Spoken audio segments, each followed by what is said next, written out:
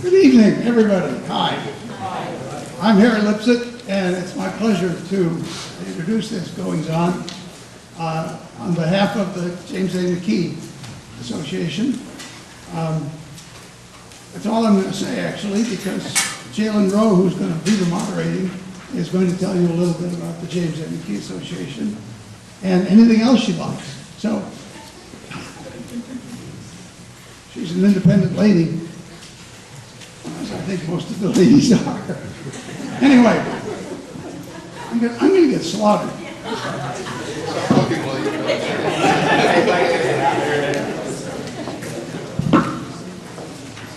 Independent lady, wow. Well, I welcome everyone to the 2013 Candidate Nights hosted by the James A. McKee Association. Can you hear me in the back, Peggy? Okay, great. As Harry said, my name is Jalen. My maiden name was Jones Rowe, and I will be the moderator for this evening. We will be working with the candidates who are running for the Yellow Springs School Board and the Miami Township trustees this evening. We will start with the Miami Township trustees. But before we get started, I do want to share a little background information on the James A. McKee Association, which is affectionately called Jim's Group. The organization was started by Yellow Springs' first black chief police officer, Jim McKee, in 1992, after he retired. Jim's Group took over hosting the Meet the Candidates Night back in 1996. The organization's purpose is to carry out research and education. The three primary areas of interest have been support of public information, education, and democracy. Chief McKee passed away on January 18, 2003, but his legacy is carried on in Yellow Springs by his three daughters, Jean, Karen, and Sandra. And Jean is here with us this evening. That's okay. Karen is here with us this evening. Harry is the president of the James A. McKee Association and is also here with us this evening, as you just saw.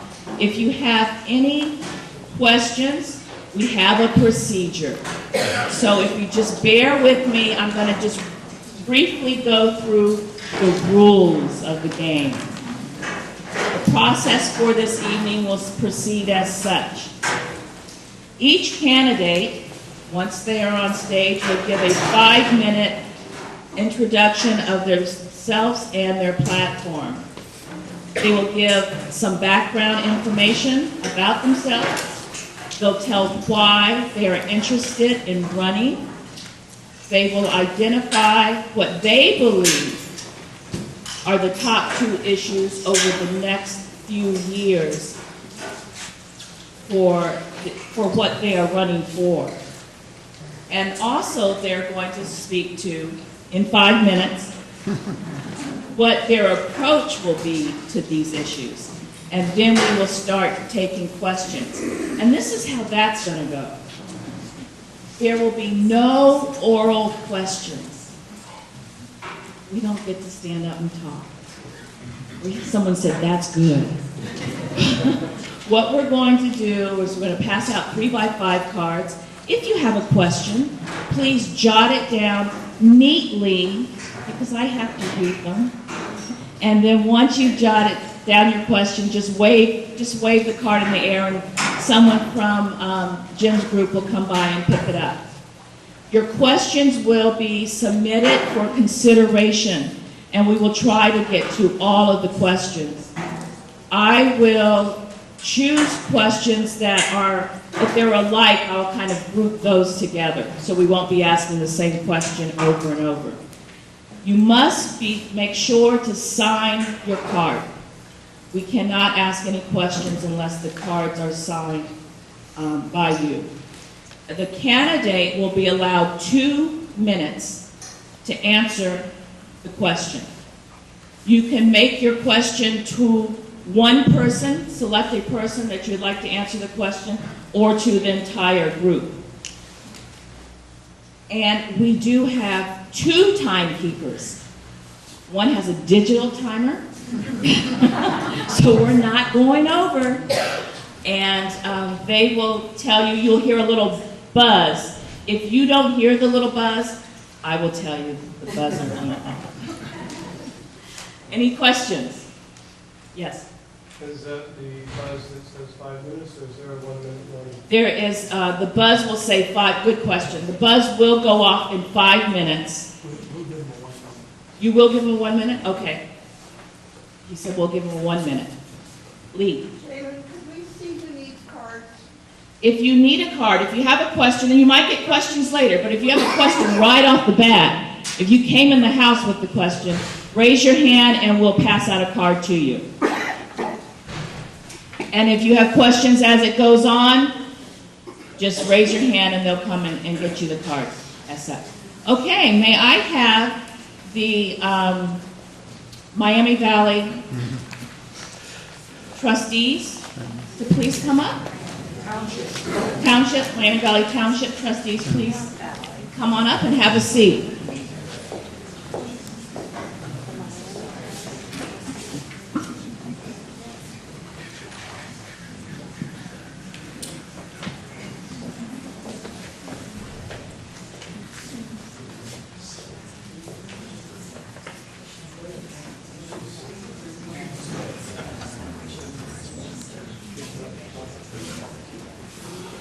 And if each of you could stand up when you're talking, that would be good. We'll make sure it gets out there well. It does not have to be 5 minutes long. Please introduce yourself and try to cover those areas that we went over. Just push it all the way to the top. There you go. I'm Steve McFarland. I run for trustee. The main reason I run for trustee because there is an open seat. That's right. I'm Steve McFarland. Run for trustee because there is an open seat. Lamar retired from the position. I've been a resident of Miami Township since 1982. I was mayor from 88 to 2012 in Clifton. With that, I've been on the zoning board or regional planning commission 22 of the years.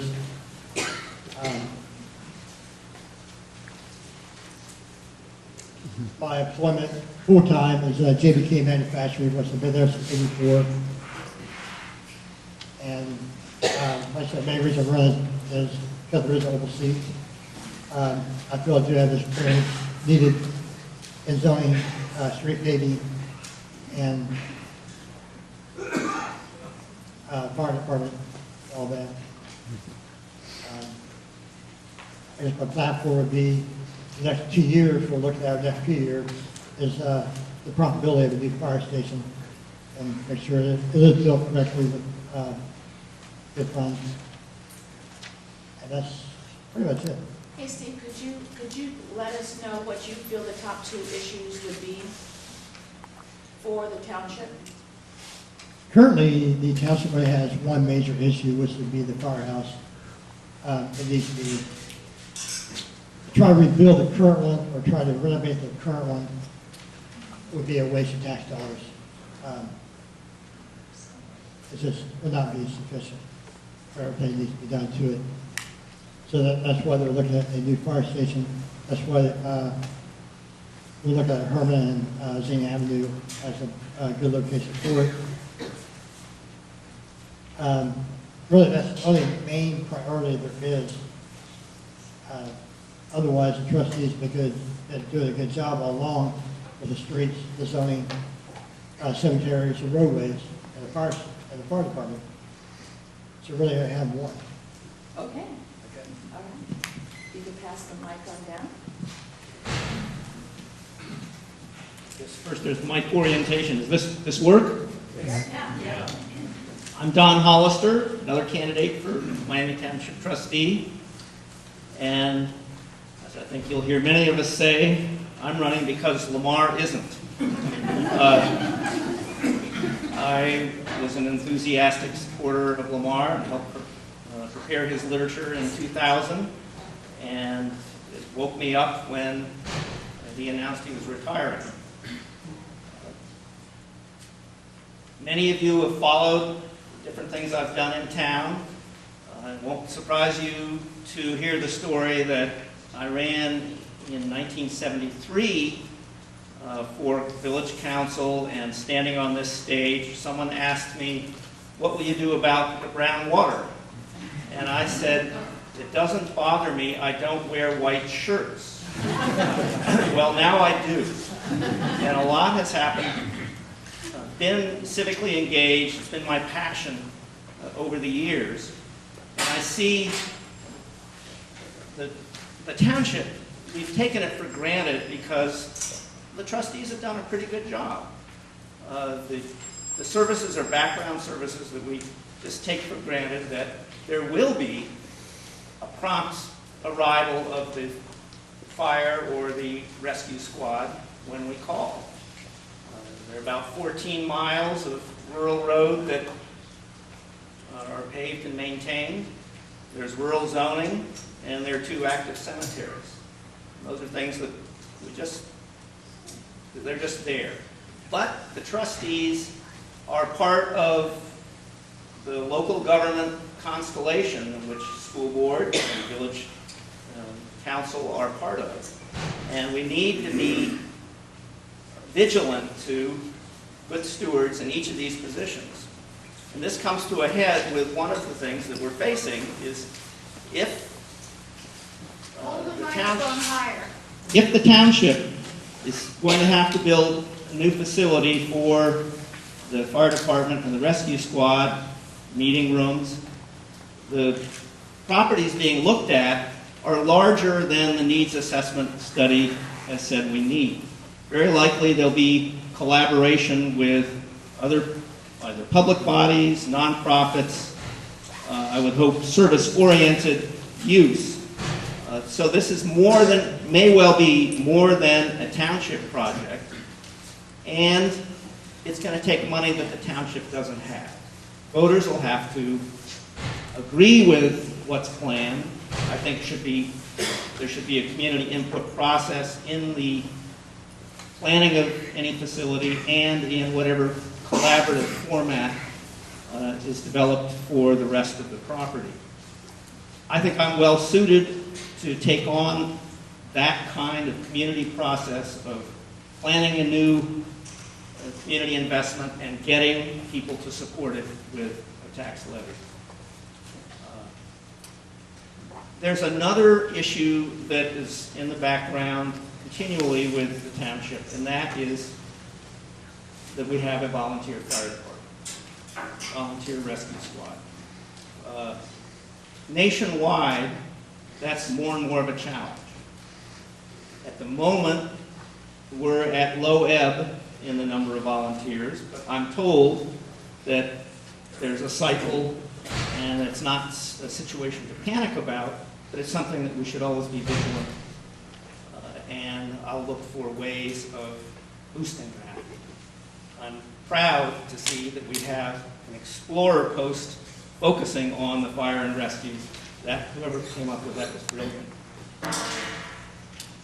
So I ask for your support. Every one of us could do the job. I think I bring to the job a background of collaboration and low-key facilitation for a community process that we face. Thank you. My name is John Eastman, and I was born in Yellow Springs and grew up in rural Miami Township, graduated from Yellow Springs High School, and then from Antioch College with a degree in engineering science.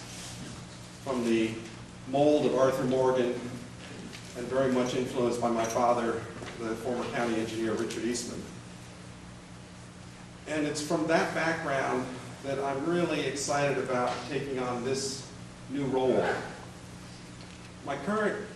Currently I'm employed by LJB Engineers in Dayton as a senior environmental engineer, and as such I've been working very closely with projects in Yellow Springs, most recently the upgrades to the wastewater treatment plant, and also have been working on the water sourcing issue with both right now we're looking at the rehabilitation of the existing water treatment plant.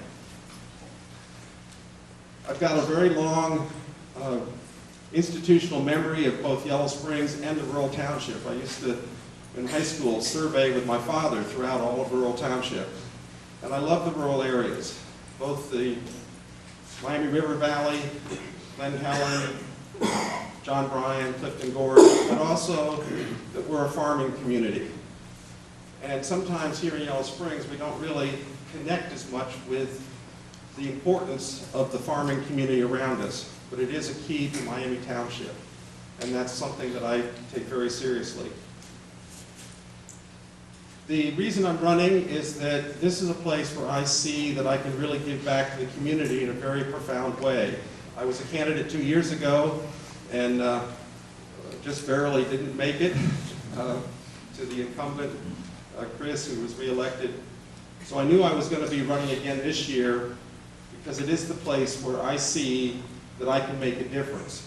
And particularly with the new fire station and township building in 2 ways. That there's going to be a lot of decisions that get made in the design of that building, but even before it's designed, you're looking at what kinds of features are going to be there, what kinds of spaces are going to get used, be there. Don mentioned the amount of land available. There's a lot of ways in which we could do collaborative projects at this stage. It's a real opportunity for the village. And I believe that my engineering background and problem-solving skills will go a long ways to making that a facility that the township will be proud of and will be really useful to the entire township. The core of it will be the fire station and what's needed to support the volunteer fire department and the staff of the fire rescue department and the equipment. But that space can easily be multi-purpose. The other part that's going to be very important is how the site is engineered. There's going to be drainage issues to take care of. We took care of some of that when I worked on the Friends Care expansion with the assisted living unit. We took care of a lot of the drainage issues on Herman Street. There's more that will have to be dealt with on the former community physician site, and I'm ideally suited to work on those problems.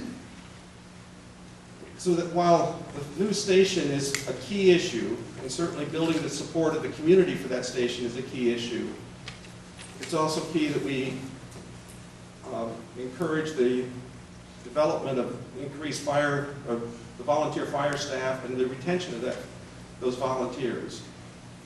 And I think there's a real way in which we can expand that from residents of the village and residents of the rural areas to participate in a way that they're currently not. By what I would say is bringing people into their leadership. And I have a particular capacity for doing that with people and speaking to them. The other issue is that all of this has to be done with fiscal responsibility. The township budget is not very big, and we have a lot of things that we'd love to be able to do. So for example, with the road maintenance, I'm really looking forward to doing a preventive maintenance program that takes care of the problems before they get big enough to cost more money. I'm working with the staff to do that.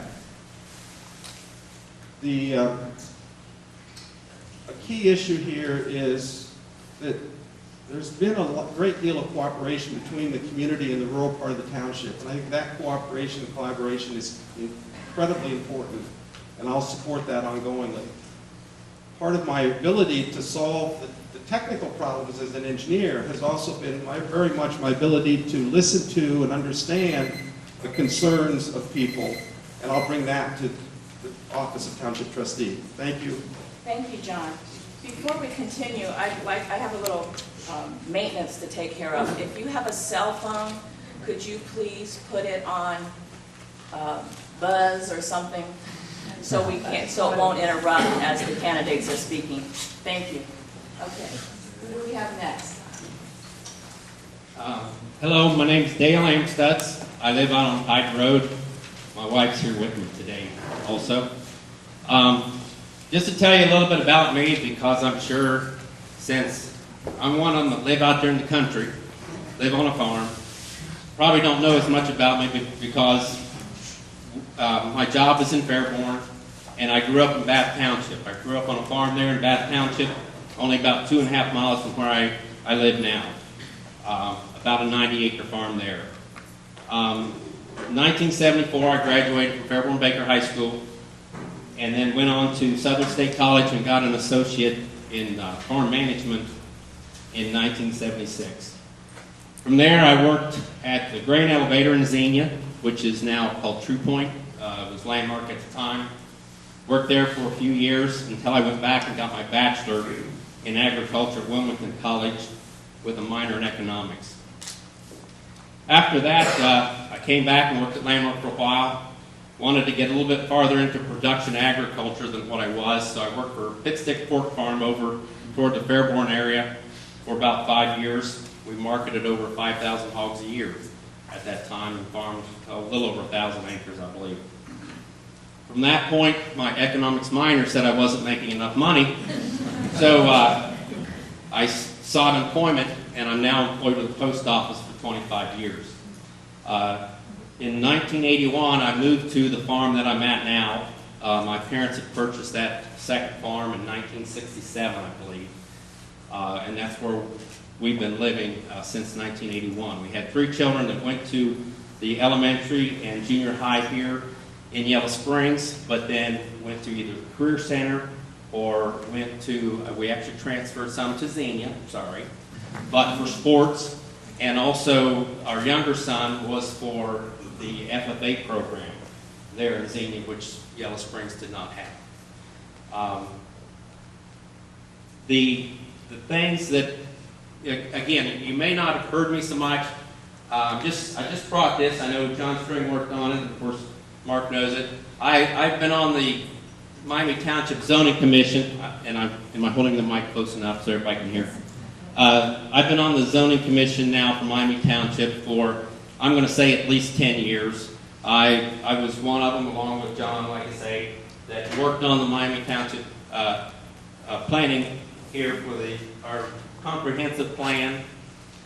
Of course, this was in conjunction with somewhat of the village research and also the township research. So I have been in the area for a while. So I hope that some of the experience and things that I have done with the zoning commission would be a plus.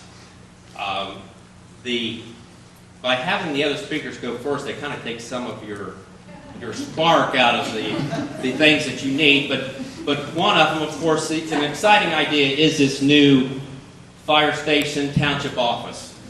And they've already mentioned, I think, part of the problems are going to be cost. And with myself and my wife, we have 2 students in college right now. We understand budget constraints and also just the costs on the farm.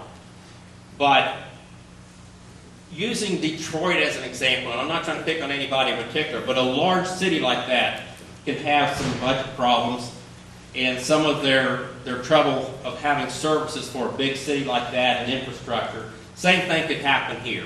And I believe that we're all touching on some of the same ideas, that we need to have a fiscal, responsible mind when we're trying to take care of anything, whether it be the roads, new fire station, etc. So they've already mentioned fire station and budget. The other thing that they haven't mentioned yet, but I know that I believe you did in your newspaper article, is Yellow Springs has been unique because it really values their conservation areas, whether it be the farm or John Bryan Park, the gorge. And it's very nice that we have this in this community, that most of the other areas, go to Beaver Creek, River Creek, other places, have not valued it quite so much. The way to do this, though, can be tricky. Being on the zoning board, you want to be able to have the landowners that have been taking care of this property for years to do this voluntarily. That's the only way it can work. Time's up. Just finish your sentence. Okay. Why am I running? Same thing as the others. Lamar is retiring. I believe there's 2 positions open. I believe I'm the right candidate for one of those positions because I am the rural candidate. We live on a 106-acre farm right out here in High Grove. Thank you.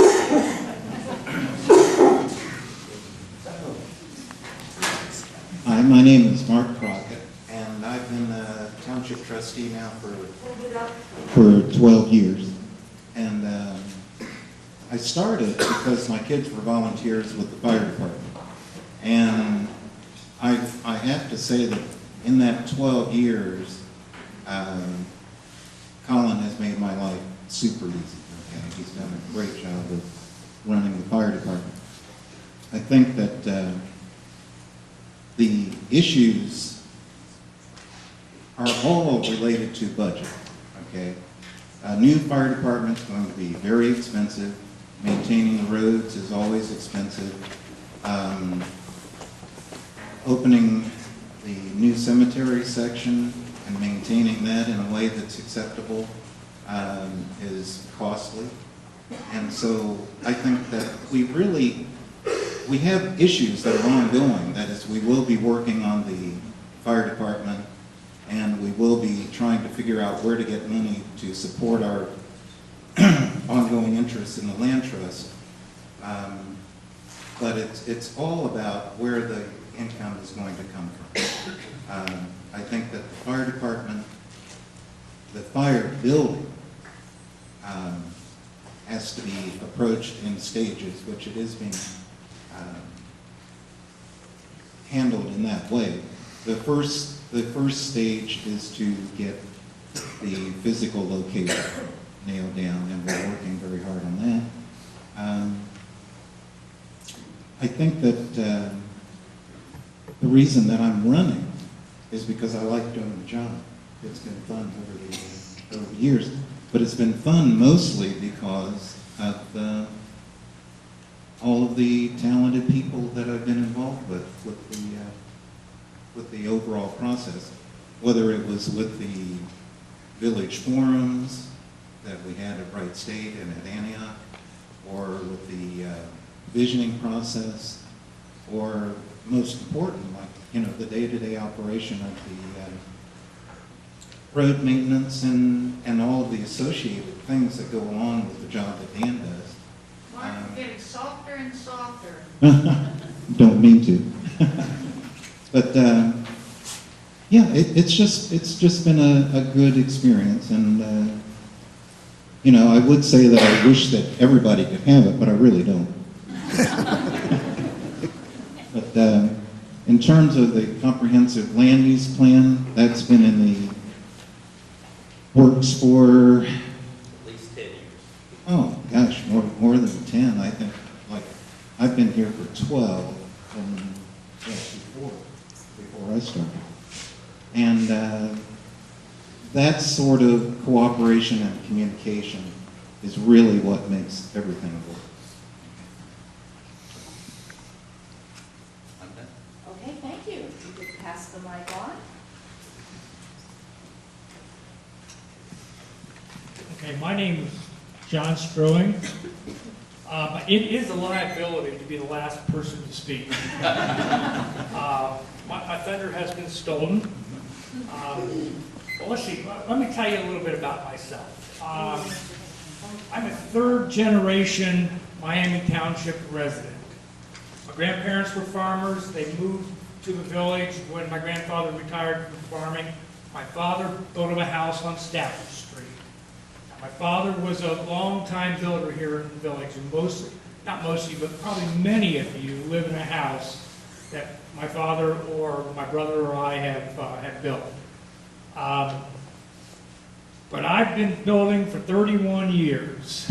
I went to school at the Ohio State University. I studied architecture. I have been on the Yellow Springs Planning Commission for 15 years. I have been the township representative to the Village Planning Commission, which means that when our forefathers created the charter for the village, they decided that at least one of the 5 members would come from the township. So that's been my lot for the last 15 years. I've been the township advocate within the village. I served on the township zoning board for 5 years, and I did that simultaneously while serving on the planning commission for the purpose of when the township was writing their comprehensive plan. I felt I needed to reflect what was going on in the village in their plan. I also served on the Springfield-Beckley Airport Zoning Commission. I've served on the Yellow Springs Electric Task Force. I was one of the founding members of the Yellow Springs Bicycle Committee. And I was also a member of the Miami Township / Yellow Springs visioning process. And then finally, I've spent 15 years on the cemetery board, St. Paul Cemetery. That's important because the township has 2 cemeteries that they take care of. Reason why I'm running, I've done this before. I've tried to run against Lamar. Land use is my passion, and there are things that need to be done. Since the last time, there have been things. As Dale pointed out, the township now has a comprehensive land use plan. But, you know, now I've lost my thought. Now, that's really good. But, okay, so there are 2 things that I feel passionate about here in the village, one more than the other. The first is the fire department, the new building. You know, it's not a done deal that we're going to build a new fire department. The voters have to vote on this. Last weekend, I'm out in the township, and I'm talking to a farmer. And I'm telling this farmer that I fully embrace the idea of a new fire station. Well, he promptly tells me that, now wait a second. He says that if my taxes are raised because of a levy that's going to fund this new fire station, and the price of crops go down, he tells me that, you know, he has the potential that he might lose his land. Now, he's not a huge farmer, but he has 100 acres. Now, that was a real shock to me because I'm sitting there saying I'm all in favor of the new fire department. Well, okay, in the end, and having thought it through, we're still for the new fire department. The old fire department, the building is 50 years old. You know, there's a hazardous intersection close to it.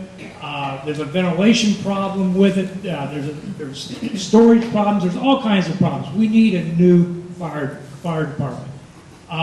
There's the issue of recruitment. I think one of the things that you'll find out is that we've got more recruits from outside the township than we do inside Miami Township. I think a new fire station would go a long ways to picking up our recruitment and keeping our fire department primarily volunteer fire department. Okay, my second issue is one of land use. And I'm the guy who's, and I've said this many times, I'm the guy that's going to stand up there for what I call a joint comprehensive plan. Now look, village has their comprehensive plan, township has theirs. Oh boy, this is good. Okay, well, in the end, we basically need to combine efforts, okay, and make this one. John, yes, Thank you. Thank you, candidate. I do.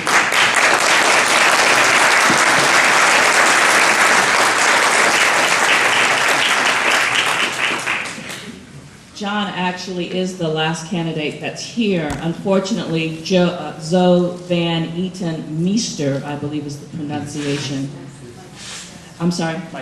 Meister was not able to join us this evening. Her mother had to go to the hospital, and so she's there with her. She did leave some information on the back table in regards to her platform, if you'd like to pick that up. I do have the first question that I'm going to ask each candidate.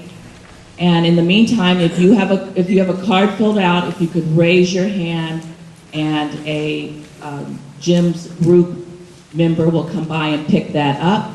Be sure, if you're asking one of the Johns a question, to put either John E. or John S. on it.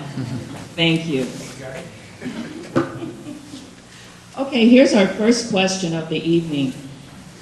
Local election officials, school board, township, village council, have direct responsibility for receiving and expanding both Yellow Springs property and income tax dollars.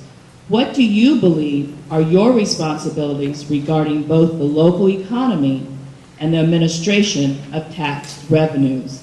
And the second part to that question is, what policies would you advocate in this regard? Would you like to start? Steve?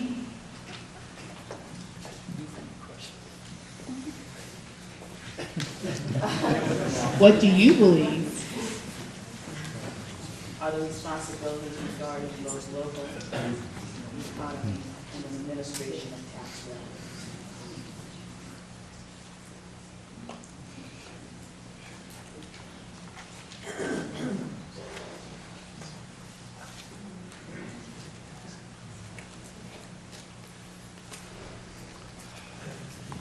The candidates, you have 2 minutes to respond to this question.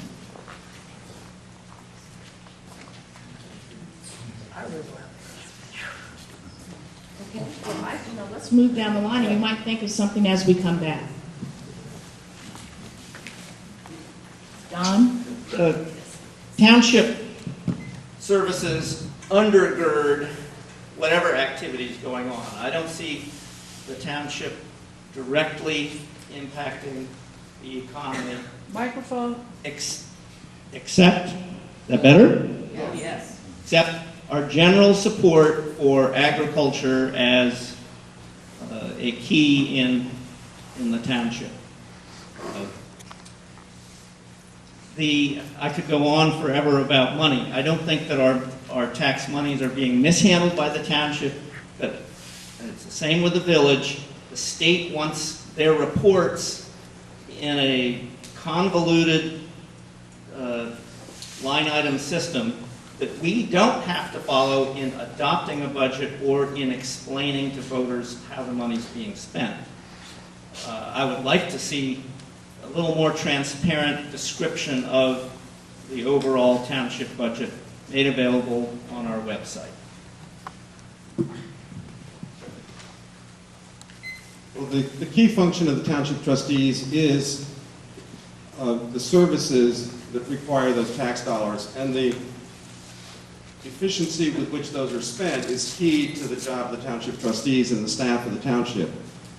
I think the township has done an extraordinary job on a very limited budget. I know that they've gone through some recent losses of funding, and they've had to make some very tough decisions.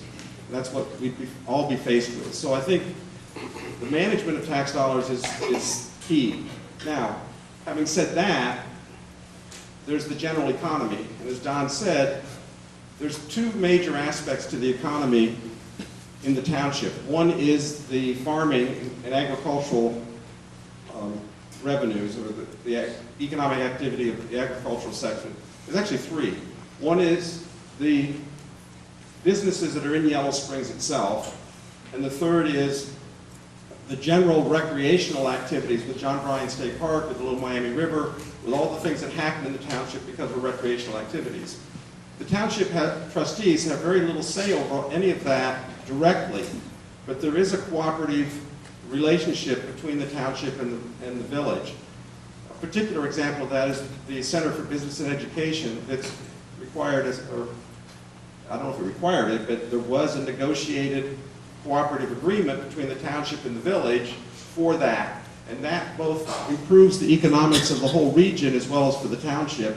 And as that's developed, the township will receive additional revenues that then can lighten the tax burden elsewhere. So those are the roles of the township trustees in the general economy. Dale, one moment, please. Be sure to sign your name or put your name on the card if you have a question coming up. Thank you. I think what we've talked about already, and everybody's started talking about much of the same idea, is we need to just spend our money wisely. I think the township trustees have done a good job in the past, and I think in some of the articles that I've responded to in the newspapers, I've said the same thing. I don't think we've had a problem, but we do have to spend it wisely. And if we do come up with a problem, we need to tackle that problem and not tackle the people that are involved with it. We need to just go after any problems that do arise. One of the things, though, I think that does help with the budget is the more we can promote agriculture, the more easy it is that the farmers can stay farming, that it's economically feasible for them and it's not developed. The more development there is, and I'm not trying to take away from any of the villages, because there's both Clifton and Yellow Springs, but we require less infrastructure out there and services. For a mile down the road, there's only one or two people. We don't need a lot of police protection, and we don't need a lot of fire protection. There's only like 3 houses out there. Other areas are a little bit more crowded. I don't want to call it crowded, but are a little more dense. But the only thing I can say is if we keep promoting the agriculture areas like we have and make it viable in the community. I think that in terms of economic growth and sustainability, the issues that we've had as far as budget goes have been very serious. It's been a good 3 years of threats from the state about cutting local government funds, that sort of thing. So we have worked very conscientiously down to the penny. We argue about spending $150 or less. I mean, we debate very seriously how we spend money. I do think that the cooperative agreement between the township and the village are very important, because I think that the village needs to grow, but it needs to grow in a controlled, thoughtful manner. As a small business owner here, I have seen viable businesses leave Yellow Springs because there was no space for them to go to. And so I think that that type of conversation is very important. And I think that obviously agriculture is very economically important, but it's there are a lot of issues in relationship to that type of thing. I just think that the trustees need to be constantly aware that everybody doesn't have unlimited funds to spend. So if taxes go up, it becomes a very important issue, especially to us older people who are looking at retirement and that sort of stuff.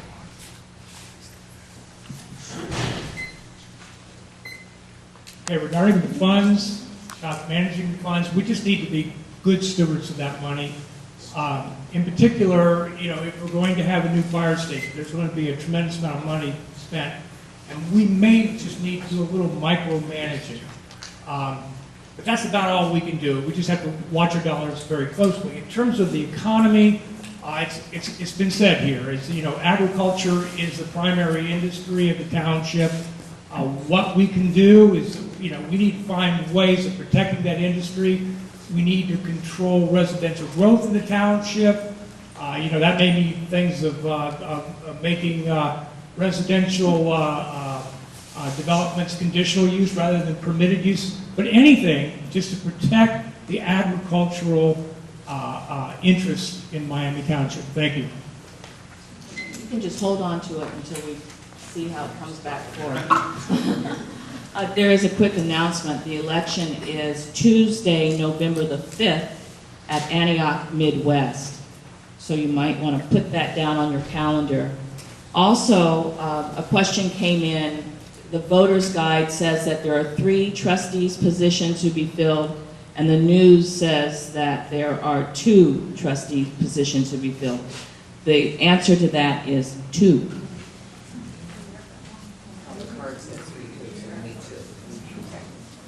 Okay, the next question actually goes to John E. Oh, really? And to Mr. Eastman. Doesn't your employment with LJB and workings on Yellow Springs water projects create a conflict of interest with regards to planning water sewage for a new firehouse? If I were running for village council, there'd be a conflict of interest, and I would have, if I was on village council, I'd have to not be working on engineering projects for the village. For the township trustees, there is no conflict of interest between being a township trustee, working on the things that the township is concerned with, and my work on the water system. The place where there's an interaction between the two is that I've been a very strong advocate for the need to improve the water system within the village for fire protection. And that would support the activities of the fire rescue department, but none of those activities involve any decisions that the township would be making. The connection to the water and sewer for a new facility would not be part of the work that I'm doing with LJB. And it would be purely decisions by village staff about making those connections. Thank you. In case all of you guys haven't noticed, you're getting a halfway mark call also, so you know you have 1 more minute to go. I just have to ask this question. It's a multiple choice. Since 2006, voters have increased the property tax levy millage by A, 5%, B, 10%, C, less than 30%. Do we know? Not right offhand. Less than 30%.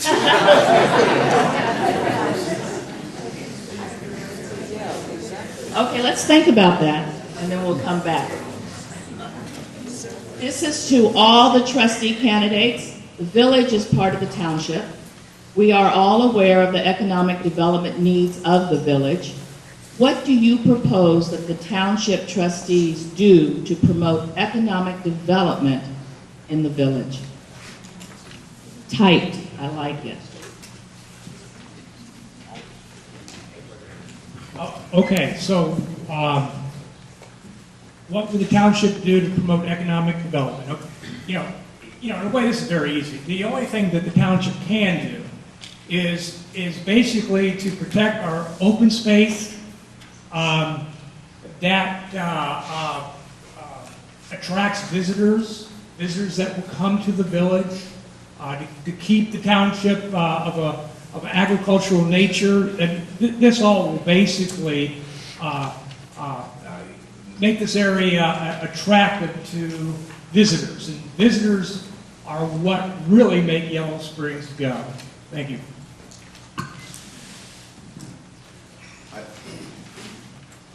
I would say that visitors are really important, but I also think that one of the ongoing things that the township has been doing is going to or being involved with groups that are directly interested in the economic growth of the community. So I went to San Antonio when a regional group went and made a presentation there about the advantages of living in the area, but in specific Yellow Springs. And I really think that those are the types of things that the township has to keep doing, because the value of a family moving here, especially a family with children, are far-reaching, both economically and culturally.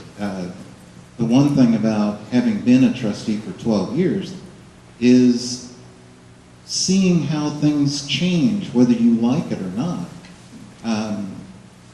Being, 1 minute, I would say that I would like to see another community forum, just because I think that ongoing conversation is what makes things better.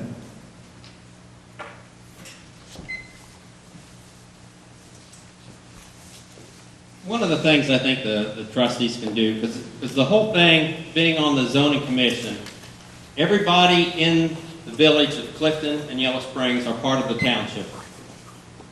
So they help make decisions for what the township does. But everybody in the rural part of the township, I can't vote on the village issues. But the thing that I like I said, the Yellow Springs, Clifton, and all the open spaces have supported the rural part of the township for many years.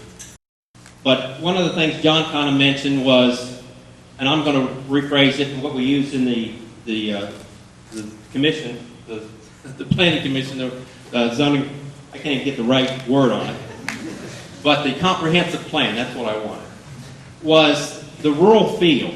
And that's what makes a lot of people, like John saying, like to come to Yellow Springs and Clifton and the Gorge. It was interesting, and I hopefully can do it before my time goes up. My sister is auditor in Marion County. And she was talking to somebody recently, and they said, oh man, we came across this little town. It's got great little shops and everything. And she said, well, where is it? Oh, a little place called Yellow Springs. And she said, I grew up nearby. We like to say, in Bath Township. So I think this is what really can help the villages here as far as economics, is to promote what we already have and make it even better, because this is where people are coming to get away from the rat race. And I think that's what's going to help the township the most. So economic development in the village, what can the township do? What can township trustees do? One of the most critical things for any business that is going to either locate here or continue to grow here is that their assets are protected. Strong fire protection is a key element of that. The insurance rates that businesses have to pay is related to how good the fire service is. So having a very strong fire rescue department is one of the most important things that the township trustees can do to maintain a vibrant community. It's one of those things that until you need it, it's in the background when you need it. And I love the letters in the paper that after something's happened, thanking the village squad, the volunteer fire department, the rescue department for the services they provided. And it's not just that they got them to the hospital or took care of them. It was the quality of the personal relationships that are there. And I think that's the other thing that the township trustees do, are part of setting that tone to the community spirit that's here. And it's very, very important that we continue to develop that sense of community, that we have a cooperative relationship between the village of Yellow Springs, the village of Clifton, and the rural areas, because that's part of what keeps this spirit of community alive, that has people want to be here and locate businesses here and grow their businesses here. The other thing we can do is to continue to look at what's needed in the way of where the township can cooperate with the village if additional, like with the Center for Business and Education is one example of that. There may be in the future other situations where the cooperative relationship between the village and the township can support the economic development. Let me just give a plug at the back of the room. One side of my literature gives a description of township services and the township. And it's the quality of life. We're part of that background set of services that we can count on for quality of life. That's fundamental, as others have said, in economic development. And again, it's glib to say promote agriculture, but when you look at our school district, add up all the property taxes paid by farmers, Even at their discounted rate, it's the equivalent of a major factory. It wasn't the big four, it was the big five. Now we're down to the big 2 or 3. And farming is part of that.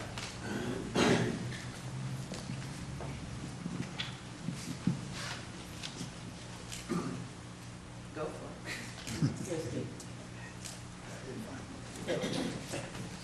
it. Get back to the original question is, what can the council do for the village of Yellow Spring economic growth? Even though we are all residents of Miami Township, we are still 3 different entities working together. And mine's short and sweet, where it would actually depend on what economic development they're looking at the time and what the township can actually do for it. And that's what it comes down to. Just hold on to it for me. The last 2 questions, there seems to be a recurring theme going through in regards to the fire station and the township offices. The question is, why do we need a new station and township office? We have post-population in recent years. Most of us in this room are 50 years old or older. And you said that the building was 50 years old. So what?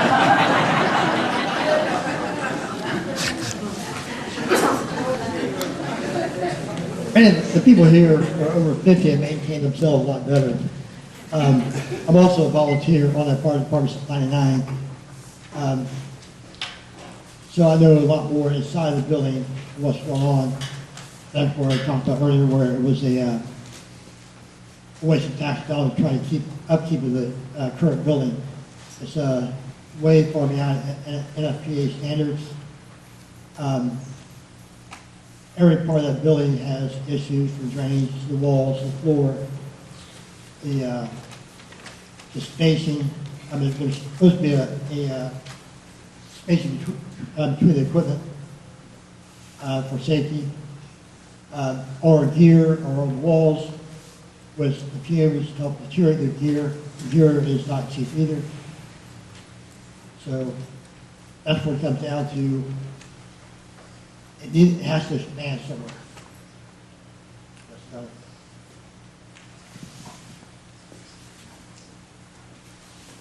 I take the chief's recommendations and the statements of different volunteers, Steve being one of them, about the needs at face value.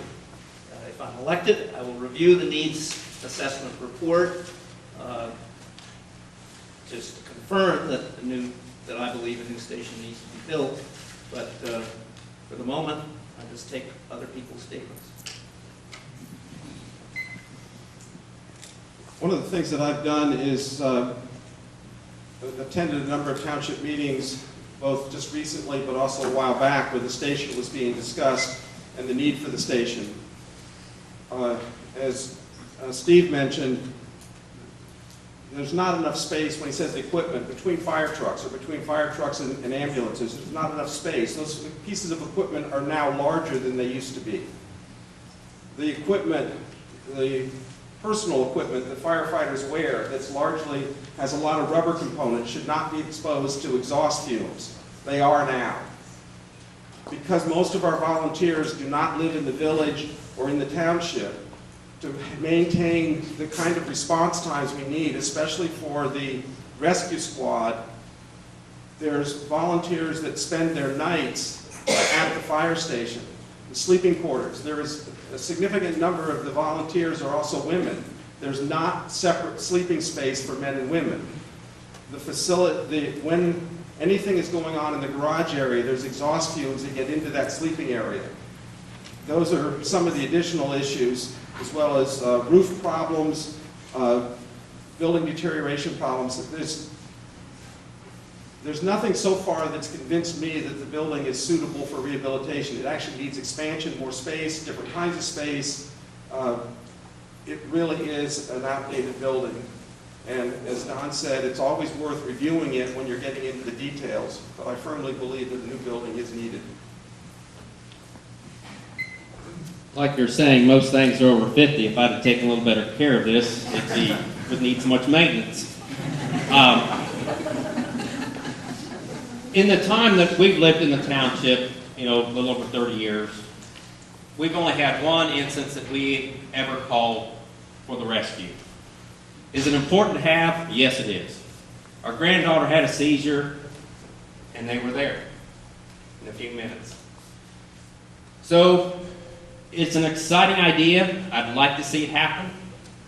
I think, like we've mentioned before, it's going to come down to cost. Can we afford it? And will the township back it? But it is important. I'm not really aware of what conditions could be done. Anything can be fixed, but is it feasible? Just like Don was saying, and John, all of you. So that will be the decision. But it is an important part of the township, and it would be really exciting if we can make it happen.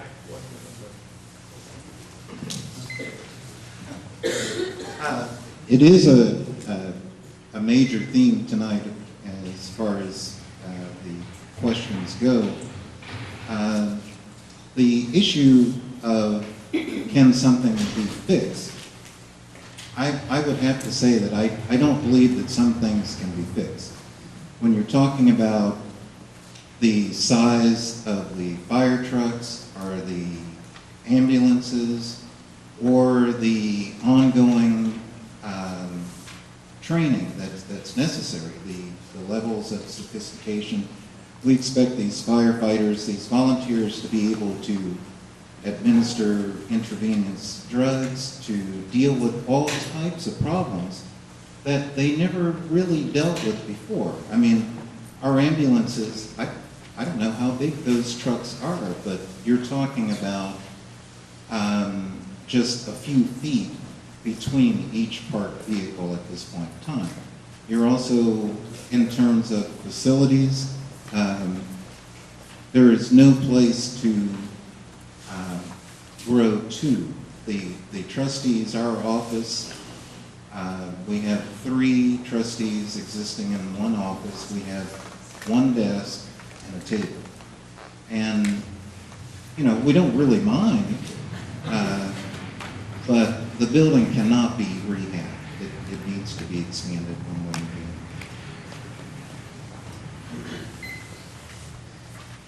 or the other. Okay, I think it's a given that the building won't work. I already alluded to the fact that we've got a dangerous intersection. We've talked about there's no space. We need to look into the future. This is for the future. This is for not just our generation, but this is the upcoming generations. Yellow Springs is going to be here. The faces will change. We have an opportunity. We have property that we're going to get our hands on for nothing. This is a tremendous opportunity to get a better situation. And recruitment, I alluded to this before. If we want to keep a primarily volunteer fire department, this is a tremendous tool for recruitment. Having a new facility, having the space for training. So anyway, I think it's an absolute no-brainer. Thank you, John. We're out of time now, so I want to say thank you to the Township Trustees candidates, if we could give them an applause.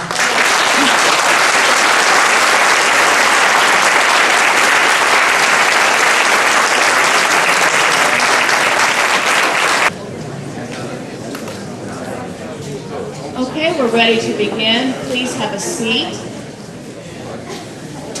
We're going to have the school board candidates introduce themselves, and if each of you would also speak to the interest of why you're interested in running, what do you think, what is your background, and what do you believe the top issues are, and how would you approach those top issues?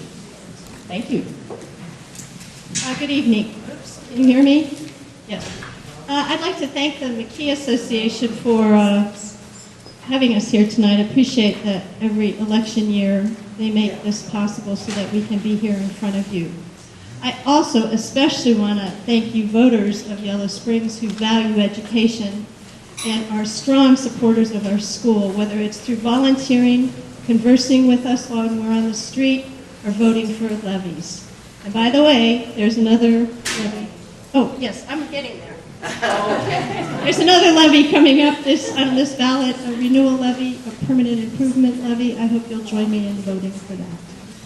My name is Aida Rahemic. I'm a counselor in Yellow Springs. My husband and I co-own a business, the Yellow Springs Psychological Center, which is above the Wynn's Restaurant. We've been there since 1986.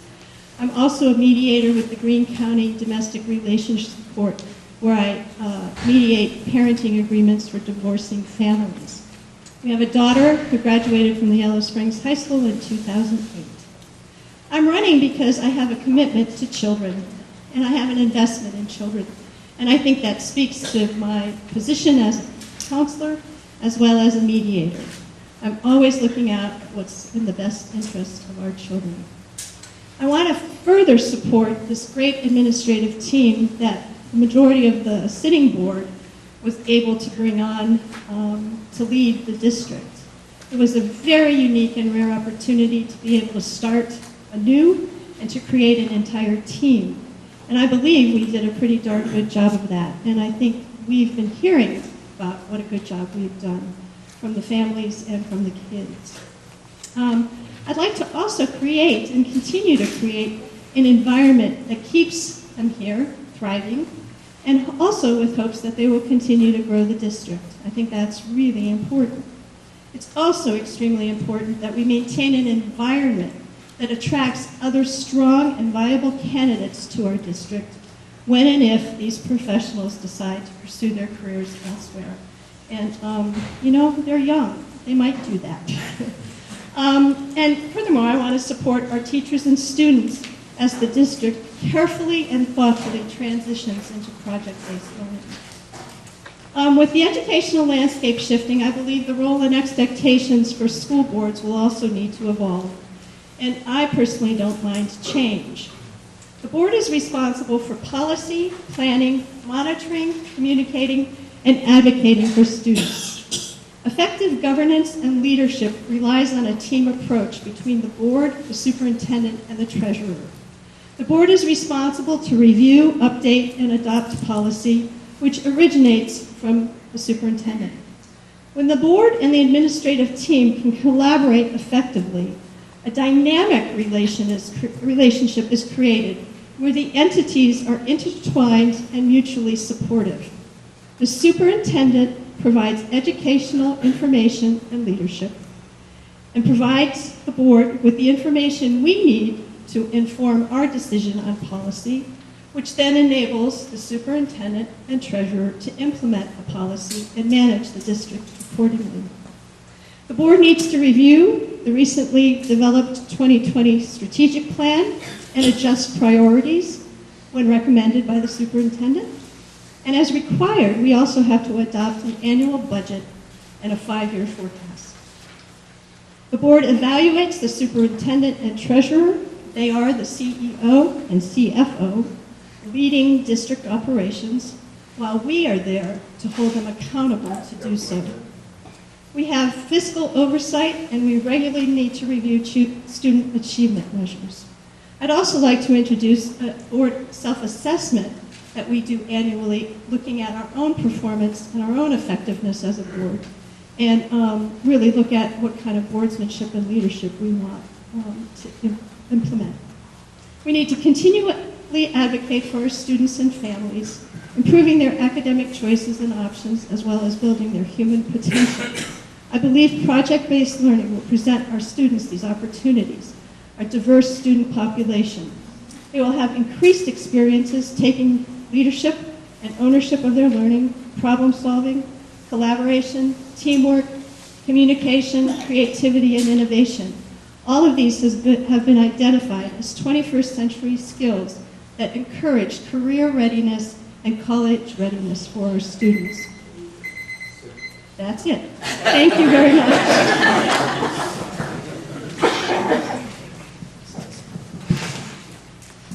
Good evening. My name is Angela Roth. I reside with my husband, David Spearden, on State Route 370. I was born in Milan, Italy in 1951, and at the age of 9, I arrived in Yellow Springs, where I had lived for 40 years. I'm a product of Yellow Springs, having attended Antioch School and Yellow Springs schools. After graduating in 1970, I had the opportunity to live, study, and travel in Europe. I'm bilingual and I have a multicultural exposure, which has expanded my worldview and my appreciation of diverse cultures. I attended Wright State University and graduated with a Bachelor of Arts in Anthropology and Biology. I next enrolled in medical school in Perugia, Italy, and received my MD degree and licensed to practice. I was employed doing research at Wright State University, Medical School Department of Pharmacology, until family concerns took precedence. I currently manage family business, own a music production recording studio, and am a caregiver to my sister Maria and my husband David. I wish to be a Yellow Springs board member because I have passion, commitment, determination, love of education, and love of this village. I'm ready to meet the challenges before us as we transition from conventional teaching to project-based learning and Common Core standards in the coming years. With my experience, I feel my unique historical perspective and understanding of our community can be a valued asset. I know that I can contribute to a school board activities with intelligence, thoughtful consideration of the questions and challenges that come before the board. For me, the top 3 issues to be considered in the next few years are building a cohesive school board, improved decision-making, and community engagement. On building a cohesive board, we might consider a governance board committee responsible for managing the board's performance, that regularly monitors performance, notes problems, takes actions to remedy them. At the end of each year, the governing board committee would assess the effectiveness of board involvement and adopt improvement targets for the coming year.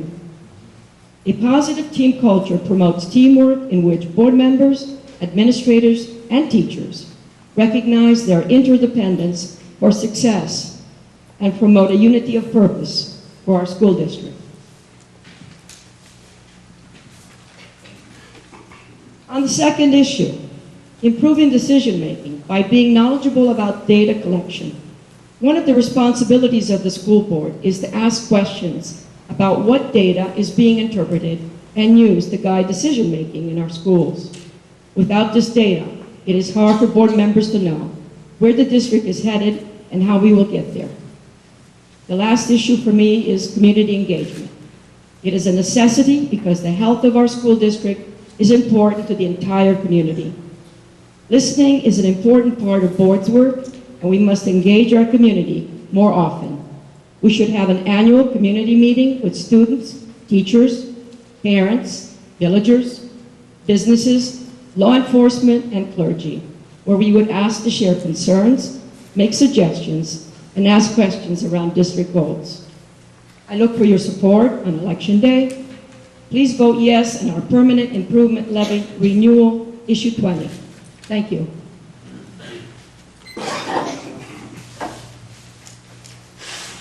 Good evening. Can you all hear me without this microphone? No. I have to use the microphone? Okay, there we go. So much for that. Good evening to all of you. Thank you all for coming out on a raw pre-winter evening, and thank you, as Aida said, to the James A. McKee Association for sponsoring this event and for inviting me here. Much appreciated. My name is Stephen Kahn. I am a professor of history at Ohio State University now for almost 20 years, which means this is going to go on for 55 minutes, and there will be a quiz at the end of it. I don't know how to do anything else. I've been a resident of the village now for almost 10 years, moved here with my family in 2004.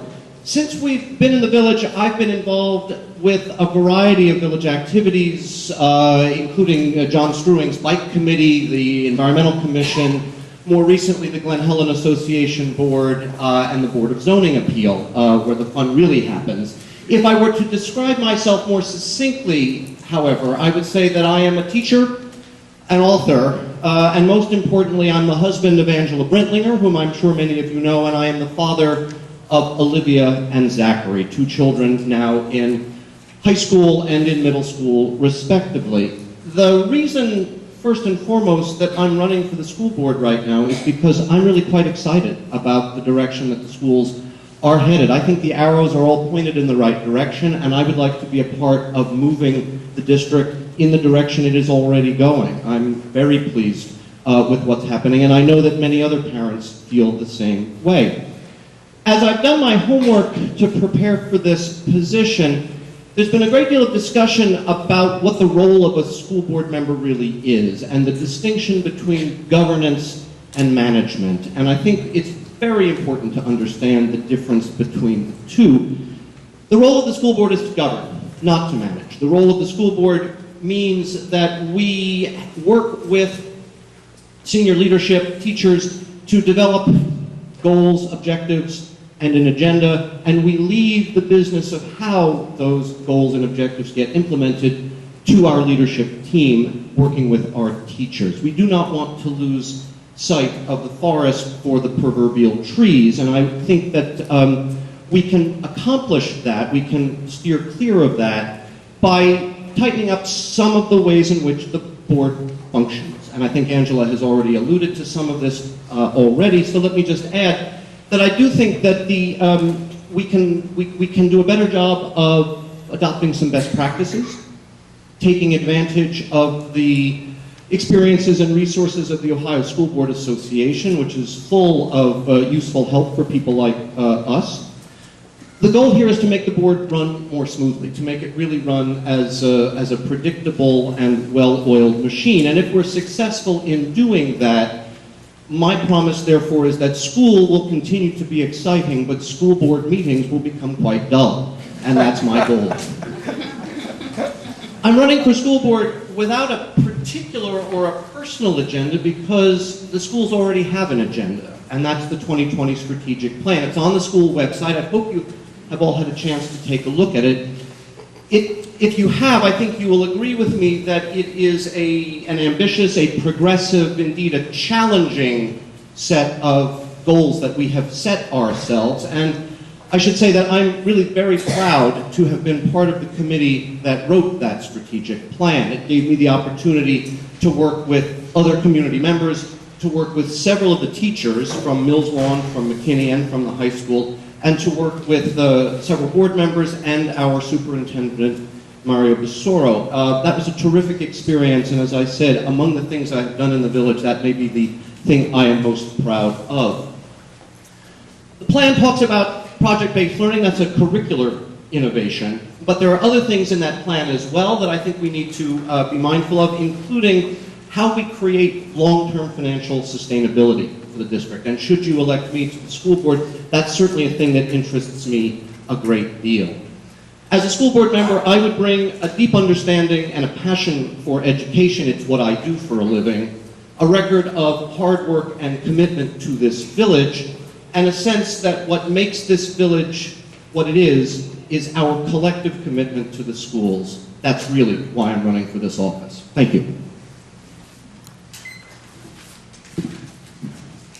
Hello, everyone. I'm Evan Scott. I'm squarely in the middle of 3 generations of Scotts here in the village. Am I holding it the right way? Is everybody hearing? Yes. I grew up here and graduated, went through all the public school system, graduated in 1983, and I moved back in 2000. And I have to say I'm known more over the past 12 years as either Amy's husband, or Wheel's dad, or Jeremiah's father, or Bill and Dorothy's son. My latest strategy is to run for office to get my own identity. That may not work. We'll see.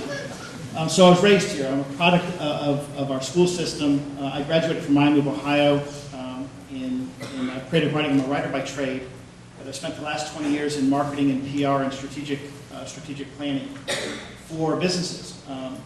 For the last 5 years, I've been an independent strategic marketing consultant, and I assist and mentor business leaders and their teams with business planning, market. Use the mic, please. Thank you. Market exploration, innovation, and other business growth initiatives such as leadership development and data management over the past couple of years, because that's become more important. Amy and I moved back here with 2 children. We now have 4. ages 18 to 7. 3 of them are currently in the school system, high school and 2 at Mills Lawn. I've served since 2007 on the Yellow Springs Community Foundation as a member, and I serve on the development committee there. And since 2006, I've been a resource board member for WYSO, and have been really excited about the work we've done there, including bringing in Nina Ellis and all the work that she's done to build that station. As well, I've been a community soccer coach for 12 years, off and on, through all, from Copper Cup to Gold Cup and everything in between. Other community work that I've participated in include, I've been on the board of the Community Children's Center. I've helped the marketing committee at the Antioch School, and I've presented to and have helped the YS Chamber Board and their marketing committee with some of the issues that they've been working on with branding and growing the village and economic development. Excuse me. So, my brochure is back there, and some of the stuff I'm going to read here, I'm going to try to paraphrase from what I've put in my brochure. I spent a lot of time carefully putting together the words that what I really think here. So, the why and why now that I'm running. First and foremost, as a foundational statement, I think of our children as our customers. We are the investors in our children's education. We spend more money, more public dollars on education than anything else, so I take that to mean that we care deeply about education. We already have, as people have said, a very detailed and progressive 2020 strategic plan. What I have noticed since I became involved in tracking and eventually deciding to run for school board is that we need to have the board catch up to the pace of our administration. So I want us to be better at collaborating with the high-performing executive team and some of the stuff that we're trying to accomplish there. What's at stake now, and why am I interested now, is that we have to help the administration finish the job we've asked them to start. So we published the plan. This is the what. They're in charge of the how, and our job is to help make sure they are well-equipped, well-led, and well-trained to provide those, to hit those goals for us. Our administration right now is requiring a lot of changes within itself, with the teachers and the staff. With all of this going on, some of it being, some of those changes are being imposed by us. We put a pretty aggressive strategic plan together, but some of that's from the state in terms of Common Core. And one of the things I want to make sure that we're doing well as a community is recognizing how much hard work is going into their jobs. Not many of us have to have a day job and then also learn a whole other job while we still continue to deliver on that day job. So I think one of the things that the board can provide is stronger support for the actual change process that they're going through now. 1 minute. So I've done a crash course in board management. I visited OSBA in Columbus, the Ohio School Board Association, and I attended their workshop earlier this year. I actually commissioned a research study on the board meetings from January through June, plus I've been to every one since July. A couple of quick things. We're spending 40% of our time on budget. As I've served on corporate boards, on nonprofit boards, and I've run or been a part of 3 companies. You've been owner in 3 companies. We don't, as a village, we don't want that much time spent on our budget. We ought to be spending about 10% of our time and the rest of our time on the future. Budgets help us understand what's occurring right now or what's happened in the past. So being fiscally responsible does not mean that we spend half our time on it. It means that we understand what's happening and we move forward to talk about and deal with the things that are important for us as a board. My top 2 issues are setting better standards. Are we spending the right amount of time on the right time for the right priorities? And helping the strategic plan be met. Thank you, Evan. Well, I guess I'm supposed to stand up, but I always hate to do it because I feel too tall. I guess I'm also supposed to hold this up. My name is Alan Hunt. I have an education which started higher still. Okay, got it. Kind of tucked down Not to people. Okay, in front of me. Now I got it. Further down. All right. I had a PhD in physics in 1983. At the age of 40, I was a re-entry student in geology, which I paid partly for by being an official university tutor in Germany. And in 1997, I received the Teacher of Distinction Award shortly after that, after the re-entry into geology, teaching physical science, where I actually taught mostly teachers, K-12 teachers. In 1999, I went to a DOE national lab and became a climate dynamics scientist, and work that I published while teaching part-time in the math department at the University of California, Riverside. And in between 1999 and 2002, I published articles on hydrology, which got me to the National Science Foundation as the program director in hydrology. So I have a wide range of experience in many different branches of science, and I include some in the humanities as well. I think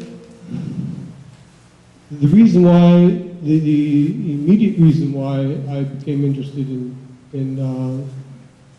joining the school board of Yellow Springs Schools also had to do with project-based learning, which is in the 2020 plan. And for me, the school system around the country, all school systems are having serious problems in math education. And when I go to Wright State, where I now teach in the physics department and earth and environmental sciences department, we look at our placement exams for incoming students. Our incoming students, which come from the schools in the area, are typically at 6th grade level of math and below. And this is a situation which makes the education of students at the university level almost impossible in anything that requires math. So, to me, one of the most important things about the education in math is dedication and perseverance, and the ability to tackle something which is, to bring out of oneself the ability to tackle a difficult problem. I believe that project-based learning has an opportunity to actually strengthen math education, however.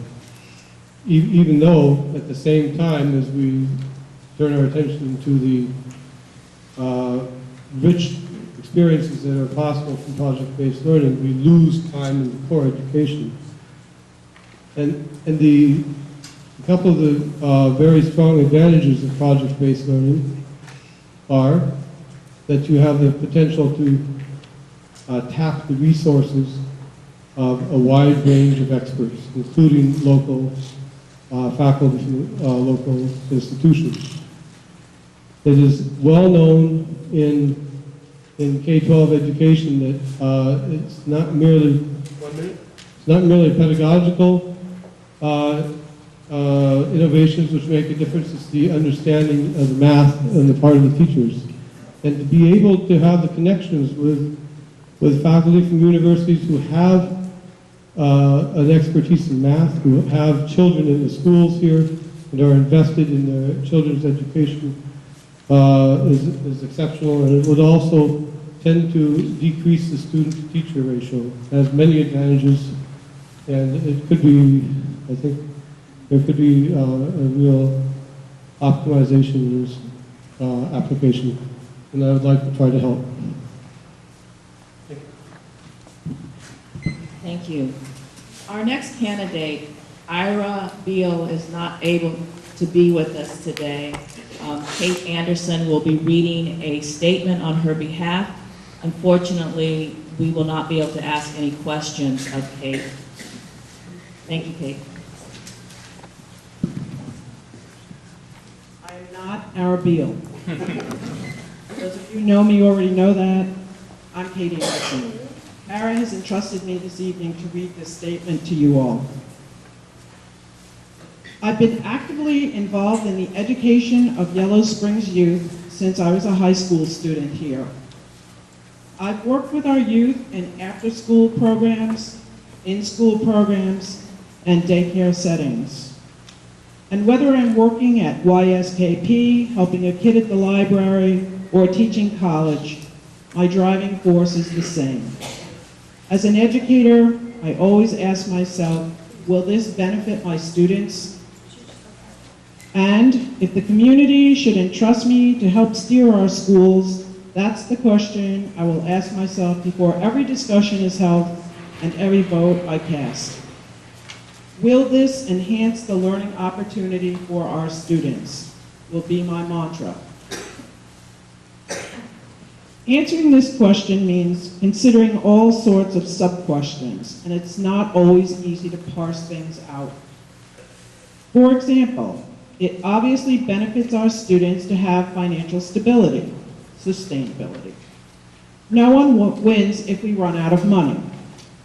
However, having a balanced budget does not automatically result in a good education for each and every student in our district. I have spent a number of hours over the past 2 years in all 3 of our school buildings in a number of capacities. I've been an employee, a parent, and an observing education student. My observations connected with my master's have taken me into a number of classrooms in a variety of districts throughout the area. One of the aspects I respect about our district is that we don't allow state mandates and policies to weigh us down. We take them for what they are, something we have to do, something that can provide useful data, but not the guillotine. Keeping that balance presents an ongoing challenge to our administration. Mandates keep changing, state-provided funds keep fluctuating, and our community make-up shifts. As we try to fold the newest laws into our district, such as the 3rd grade reading guarantee, the new Ohio teacher evaluation system, the Common Core and its computer-based assessment, PARCC, we are also moving to a new curricular structure, problem-based learning. It can be tempting to become focused on the minutiae of the laws, the challenges that crop up moving to problem-based learning, and lose sight of the bigger picture, providing a solid educational structure for our students. And that's the most important job of the school board, to remember that bigger picture. While I would bring my personal experiences as a parent and as an educator to the board, my task would be to consider all students, especially students who lack loud voices, in my work. My job would be to work with the other members of the board, many of whom come from different places than I do, which seems vital. A homogeneous board in a diverse community such as ours seems wrong. To seek the best opportunities and services for our students. My job would be to support the administration in implementing the policies that we as the board have set. We are lucky to live in a community that values education. Being tasked as a trustee of our schools brings large responsibility to the community as a whole, but particularly to our children. We are lucky to live in a community with a great deal of resources, and being tasked to help shepherd those resources is always a large responsibility. But every child deserves access to a great education, and I would be honored to help our community continue to make that happen. As a little side note, there is another forum that's happening Monday at the Senior Center in the evening that Ara will be attending, and you could speak to her directly at that. And personally, from me, I would encourage all of us to get out and vote. Thank you, Kate. I think we forgot to support Shoot 20. We all promised. Okay. And we We're would going to like- go forth with the questions. We don't have any individual questions, so we'll be asking the entire group. Kate? Thank you. You can exit the stage. Thank you. Okay, the first question is to every candidate. If the superintendent and principal request it, will you approve the use of a drug dog in announced of drug dogs and announced unannounced in the high school and middle school. You can start. Alan? My inclination, from what I know about the law, is to say no, but I don't know enough to be 100% sure. I would want, assuming that we would get a lot more information, I would be in a better position to say yes or no, but as you stated it, it sounds like a no, but I would not commit to that until I saw the full presentation. I'm assuming there would be stuff. I'd put down serious money that the principal or the superintendent would walk into a meeting and ask for this without a long lead up. I think that's right. I think this is the sort of question that isn't going to come up out of the blue. If it should finally come to this, the board members, I believe, will have had a lot more information to make a decision one way or the other. It certainly makes me nervous and uncomfortable on the face of it, but it may well be the case that after those lengthy conversations and a problem that the administration has identified, we might come to a different answer. If the superintendent and the principals ask for the board's encouragement on this, I think we should support our superintendent. I would prefer to have a long discussion on this with all board members giving their input, and I would hope that the superintendent would listen carefully and then come back to us and ask again if we would still support that. Again, it would come from the superintendent, and I would have to agree with the superintendent, whatever the choice may be. Well, at the sake of sounding repetitive, this is a management decision, and it was a controversial issue in Yellow Springs just several years ago. We had a lot of conversation about it, and we opened the conversation to the community, following the appropriate policy, it's up to the building principal and the superintendent to make those decisions. I do believe that we have historically had management team who are very responsive to the board and also very thoughtful in terms of bringing these issues in front of the board. So I imagine we would be having a conversation as well. And these kinds of decisions don't just come out of the blue.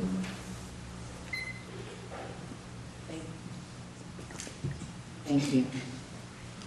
The second question, what procedure, this is to everyone also, what procedure do you favor to ensure we are using the most innovative textbooks?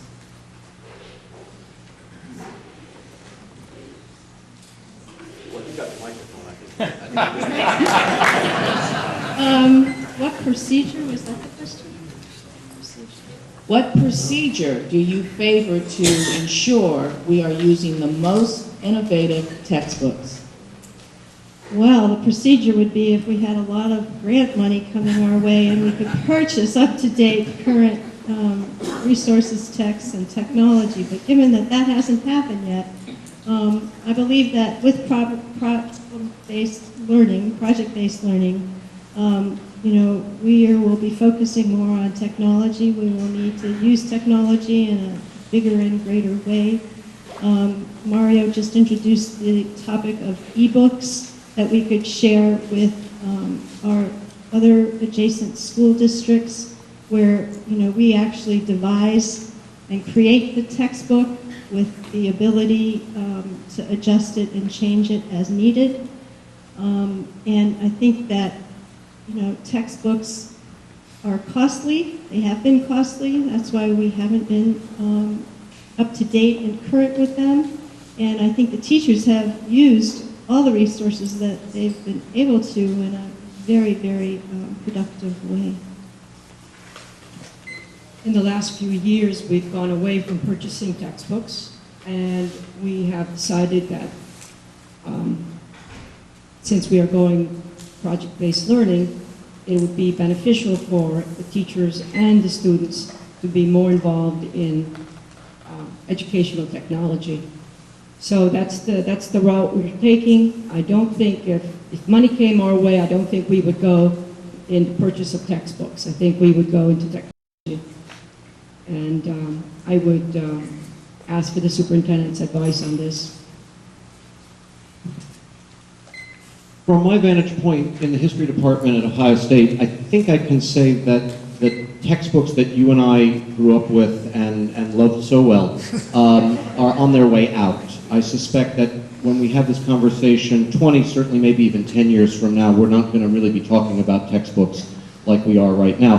One of the things that I helped pioneer in my department was a customizable, digitally based textbook platform, so that by making some upfront investments, every teacher in my department can, in a sense, design his or her own textbook, given the particular class he or she is teaching and what they want to cover in that class. I think the digital world opens up some possibilities for us to get away from those old, conventional, heavy, scoliosis-inducing textbooks, and I think it offers us the opportunity to stay much more up to date. One of the problems with the old textbook model is you spend all this money and you're invested for 20 years in that, and in 20 years they go out of date. And I think that using some digital platforms will be able to be more current in what we present to the students.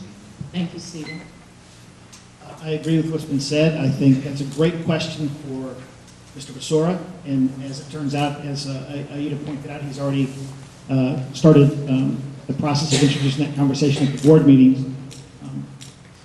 So I think as a board member, my role would be to make sure that I'm receiving the right information, asking the right questions, and as appropriate, communicating with all of you to make sure you're aware of what's happening and getting community feedback.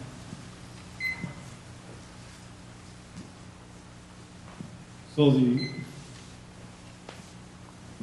the answer regarding whether textbooks are even going to be relevant in the future, I mean, the question whether you're going to be relevant in the future is interesting and important.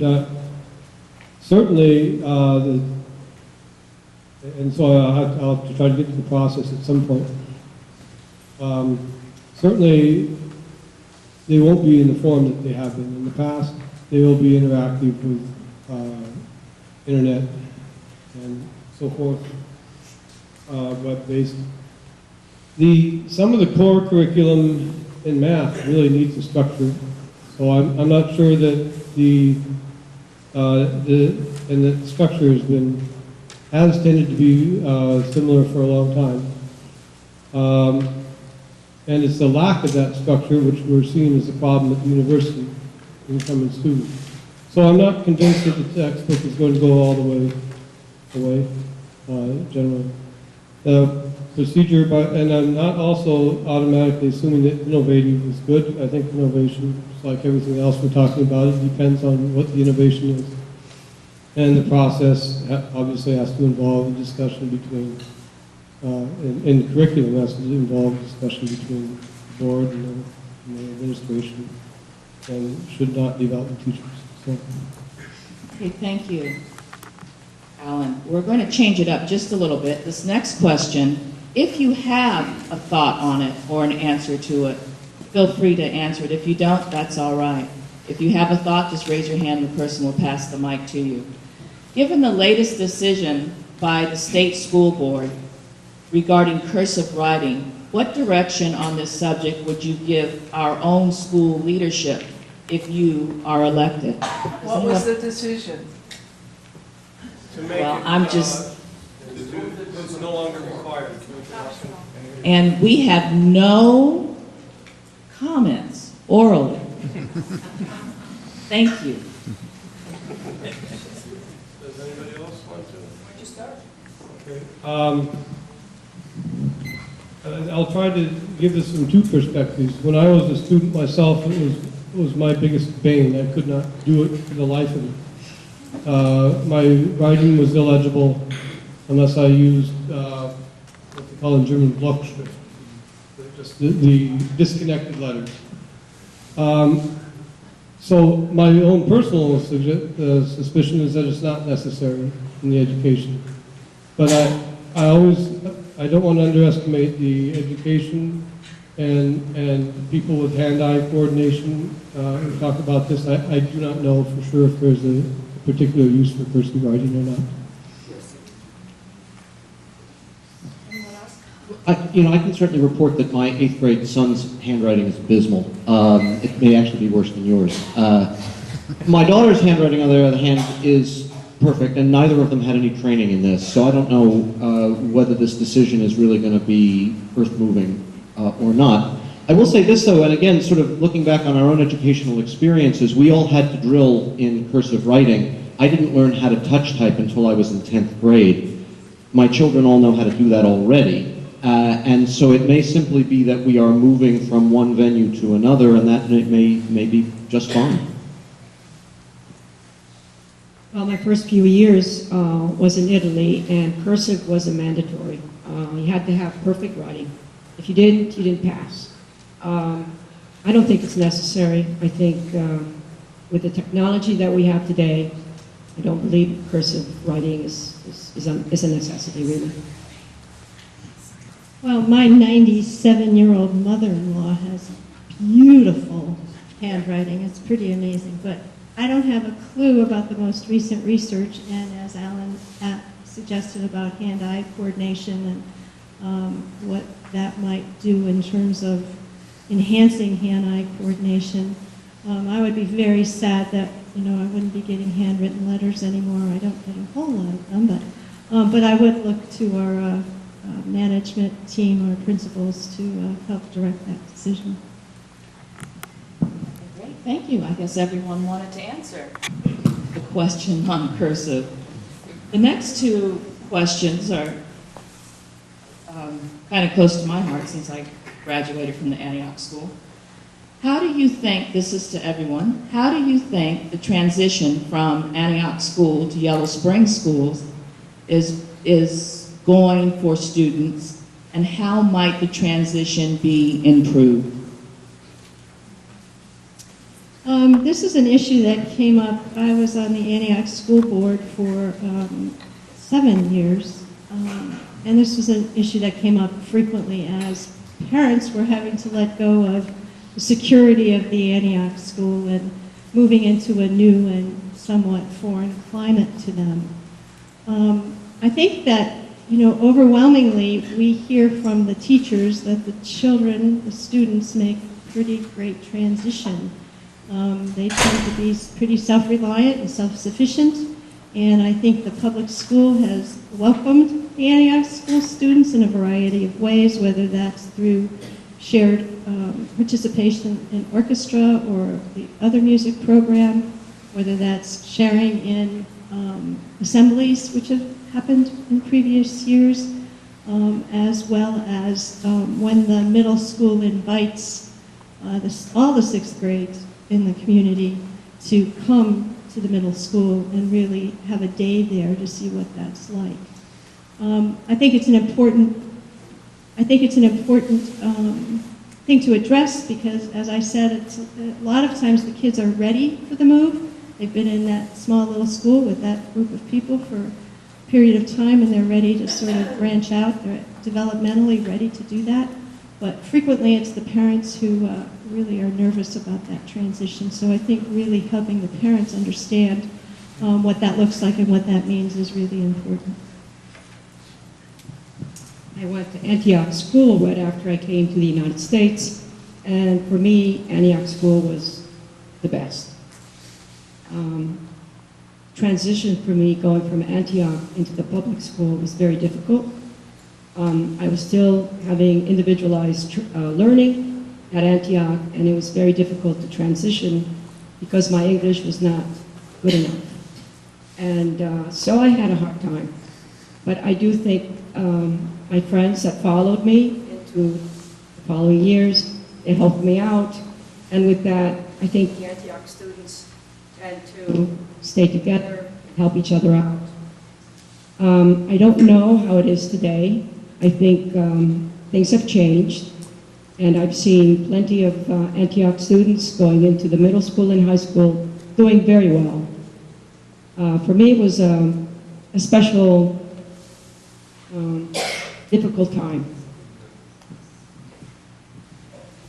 So my two children just did this transition. And so I can report, at least from 113 Marshall Street, that all went perfectly fine. I think Aida's spot on. I think the real problem is transitioning the parents more often than not. The kids are all right.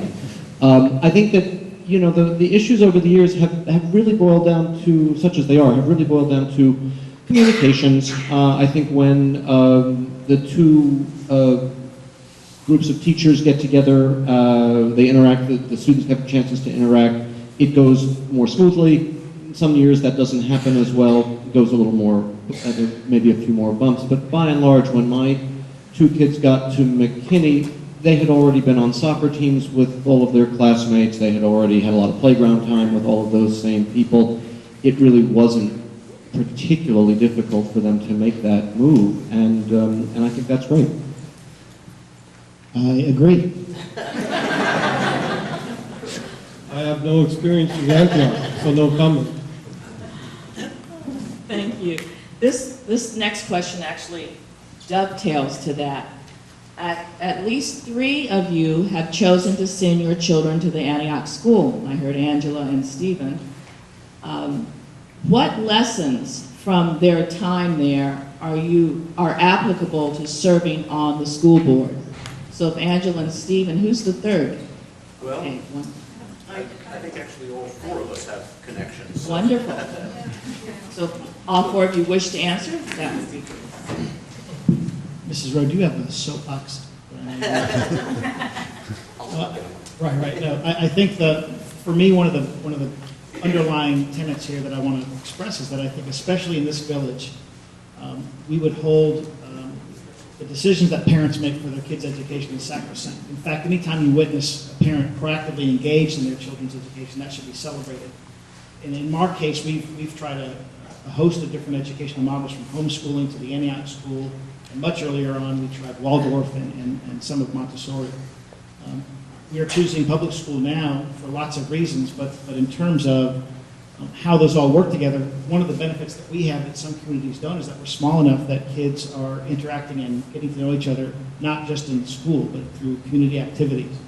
So if I'm answering the question appropriately, I think it's can be a non-issue, depending on how the family interacts with the village as a whole.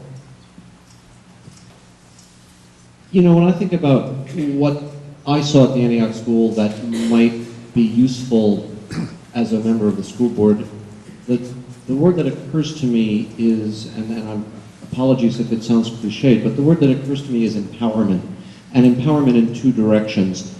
I think that children at the Antioch school do take an ownership over that school and over their own education, which is really enviable as compared to much of what goes on around the country in public schools. And I think if we can build in ways for all of our students from K through 12 to feel like they own the place and they own their education by the time they leave, I think that's really good. The other direction that I've witnessed as a parent there is that the teachers feel empowered to experiment, to try new things, not to get it right all the time, and know that they won't be punished for making a mistake. And I think as we move into project-based learning, that one of the goals that I hope comes out of this is that the teachers will feel more empowered to take ownership over what they do in the classroom, more than simply having to drill and kill, which has been the emphasis of so much public education over the last decade or 2.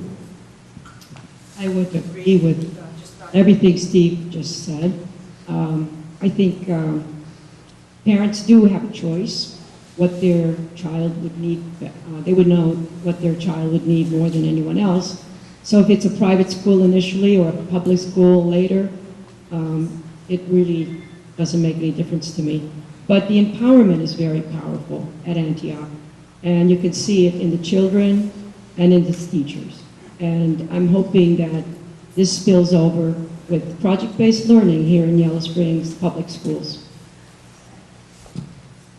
Well, probably the thing that I learned is that just like most of life, the educational environment is a process, and that children learn at different rates and in different paces and in different ways. So the applicable lessons will be that, the importance of relationships, whether it's student to student, student to teacher, teacher to administration, administration to board, is incredibly important in creating a fine functioning sort of wheel.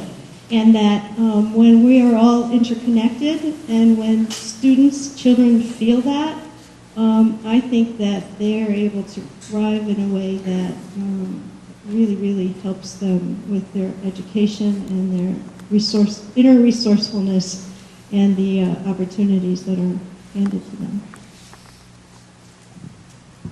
Thank you. Okay, this next question is for all of you. It has been noted that there is a pattern of tackling agenda items at board meetings so that critical issues aren't being addressed in a timely manner. As a member of the board, how would you work with your fellow members to resolve this problem procedurally? Well, the first thing that comes to mind for me is creating an agenda where the more important issues are at the beginning of the evening rather than at the tail end of the evening. And structuring the agenda in a different kind of way, I think, could be very, very helpful in that. Lots of times we receive the reports from the principals and so forth up front, where we're not in a decision. Hello? There. In a decision-making mode, where we have to be more awake and alert and interactive. So that's one of the first things that comes to mind when you ask that question, Jalen, is sort of restructuring the agenda somehow so that we're really dealing with the more difficult things up front. Okay, and I made a mistake on one of the words. Instead of tackling the agenda, it's tabling items on the agenda. Well, that still answers it. Tabling is a procedure that is often used when more clarification needs to be had.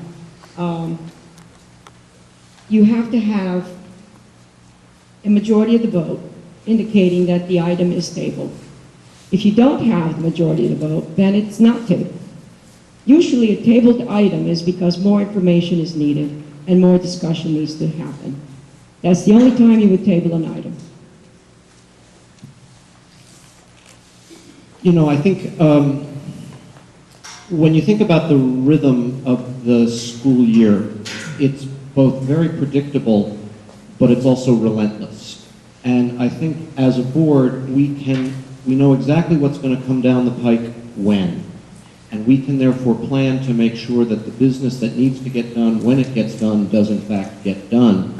I think that the problem with moving slowly, with not having all the homework done, not having all the information in front of us, is that because of the rhythm of the academic year, if you fall off the horse, it's tricky to get back on the horse. School's always going to start when it starts. School's always going to end when it ends. State monies come in when they come in. Contract negotiations happen when they happen. We know these things in advance, and I think that as board, as a really well-functioning board, we can do a better job of anticipating that rhythm. I would agree with what Steve just said and sort of piggyback on that. And the board president in particular has the ability to work with the administration to set an agenda as we go. So not only in terms of keeping up with what the business of the district is, but also from a board perspective of getting out in front of the administration. The appropriate relationship is board leads, administration manages. One of the things that I'd like to help improve is to help the board get out in front of the administration on some of these items. Since January, the board, as I was indicating, has spent about 40% of its time on budget, about 20% of its time on what we've defined as processes and procedures, meaning items of understanding the actual process or the procedure of a particular vote or an action. 30% of the time on personnel and 0% time on the actual strategic plan. That's not a statement about any individual board member, but as a board, I'd like to come in and help fix that. As a community, what we want is 40% on strategic plan, 10% on budget, and so forth and so on. But we get a chance as a board to set that agenda, to lead that agenda with the administration, and hold the administration accountable for reporting on the things that we, as investors in our district, think are important. I think one of the important extra things that can be added here is an atmosphere of collegiality. That helps eliminate digressions in time on procedures and making them too important. So I would propose that might be something I could help with. Could I respond to the tabling? Because to me, it's very different. Yes, you may. That was my not being able to read it. Yeah, no, that's right. It's because nobody learned cursive. That's the problem. I prefer printing, though. The typewritten. Yes. I just want to respond to tabling, because to me, that's a very different topic than tackling. I agree with what Angela said, that if we don't have enough information, the right thing is certainly to table. Recently, we had a lot of information. It had to do with our superintendent's contract, and it was a prolonged and agonist journey. And I don't believe we didn't have appropriate information. So, I believe tabling is appropriate and certainly well advised when we feel like we don't have the information, when perhaps we've been surprised by something. But, when the superintendent has given us something months in advance and we've had a lot of opportunity to go over it, to ask him questions, to clarify both in meetings and out of meetings, I don't think that's a useful way of using tabling. Well, 2 minutes, you had your 2 minutes, so we're going to go further from that. The next question, though, for each of you, do you guys believe that is annual OSBA board training needed? Do each of you know what OSBA stands for? I keep feeling like I'm starting, so does somebody else want to start? I just want to be fair. Everyone gets their opportunity.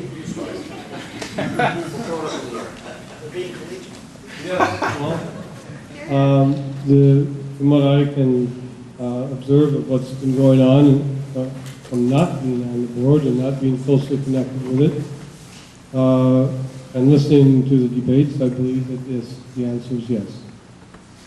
And it would have helped, might have helped in some cases. My answer is yes. A couple of things to say. I visited with OSBA and also attended their workshop, and I'm very, very impressed with that. There was Tell us what OCA is. Oh, it's the Ohio School Board Association. So they provide support to all the school districts in Ohio. They have not only an annual conference, but they do regional workshops and events throughout the state, including here in Southwest Ohio. The other thing, I would expand that to say that one of the things, as I've been reading through the school board policy, we have, it's actually not as bad a read as that sounds.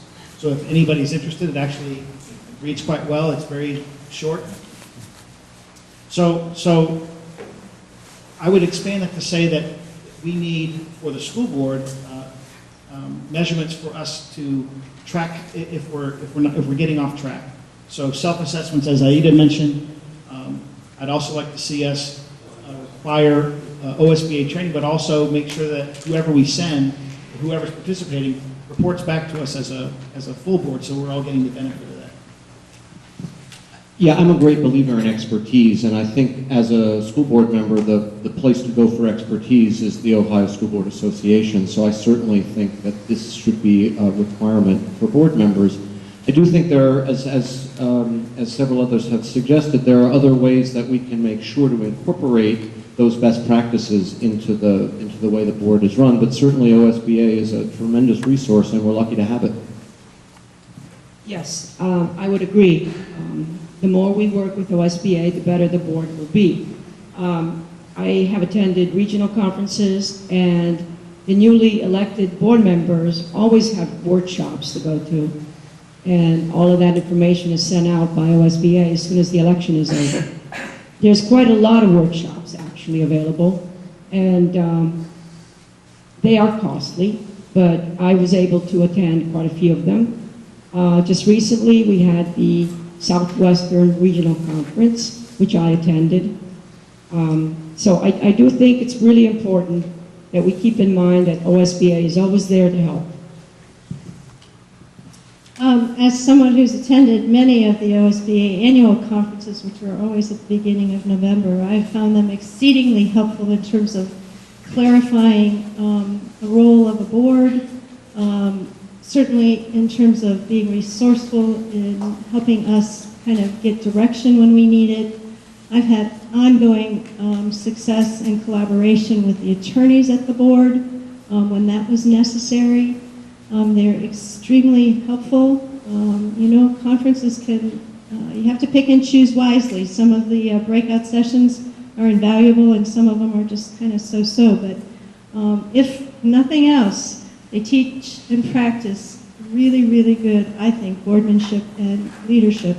And you're working, side by side other school board members, which, enables you to learn a lot about how people do things in their district, and also opens up opportunities for us to get information and experiment with how other people do things. Thank you. Aida, I want you to hold on to the mic. This question is for each of you. What will you do if elected to ensure teachers get the resources, professional development time, etc., they need to successfully implement PBL? And could you tell the audience what PBL is? Yeah, PBL is project-based learning. And, one of the things that we've learned over and over again is how important professional development is, whether you're doing PBL or traditional curriculum or whatever. So I think we are all fully aware that teachers need especially for project-based learning, will need a lot of professional development and support. What I can say is that I will look to my educational leader in terms of helping direct me in how to create that and how to open that opportunity up. I think we see from all over the world the importance of training our professionals and giving them the support they need to make school successful for every student. So I will do whatever I can because I think it's probably one of the most important things that we can give our teachers. I would agree with Aida. Support is needed, and it's going to cost quite a lot of money, from what I understand from our superintendent. And the new board will have to come together with the superintendent and talk over exactly what is needed for the near future. It doesn't really matter what curriculum you want to put in a classroom. If the teachers aren't on board with it, it's not going to happen. And so I think this administration very wisely recognized that the first people who have to be persuaded by project-based learning are the teachers themselves. And that's happening. I think that's being staged really smartly. And again, I say this as a teacher who, things rain down on me periodically. And so supporting that work is a necessary function of the board, but I also think this is the kind of nitty-gritty stuff that the superintendent, the principals in the schools, the treasurer work out on a week-to-week basis. They recognize that if the teachers aren't well trained and aren't on board with this, then project-based learning will simply evaporate. This is a great question. So here's what we have in place now. What we have in place, quick point of note, project-based learning actually isn't in our strategic plan. What's in there is the priority 2 of creating an innovative teaching and learning model. Mr. Basora and his team brought PBL to us as his answer for that priority. So that being said, what's also in place is priority 3 of develop high-performing and diverse faculty, staff, and administrators, and priority 4, fund the future. So from a board perspective, our job is to ask Mr. Basora, what do you need to fulfill priority 3 and 4? I'd like to see over the next, I'm going to make this up, the next 6 months of agenda items show us how you're going to get these things done and what kind of support can we provide as a board to help you get priority 3 and 4 going. And then take that back to you to engage all of you. One of the things I think is interesting is I'm not sure that we're aware of how much we need to be engaged in project-based learning. Over the next year, 2 or more, we are all going to be asked to pony up time, effort, energy, to bring projects to the table, to participate in that process as a community to support the schools. So, again, I want to differentiate between the administration's job with that question and what our job as a board is. Our job really is to be the chief cheerleaders for the administration to do what we've asked them to do, to make sure that they are well-led, well-trained, and well-equipped to do those things for us. There are, in addition to some of the avenues mentioned, and possibly in addition to the foundation which has been set up to help support such activities, there are traditional ways to get additional training for teachers, particularly in the sciences, and these are actually possible through Wright State.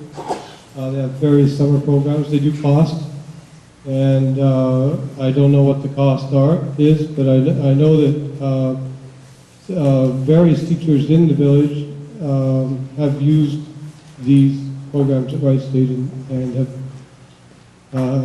credited them highly with improving their teaching, and one of them in the Dayton STEM School.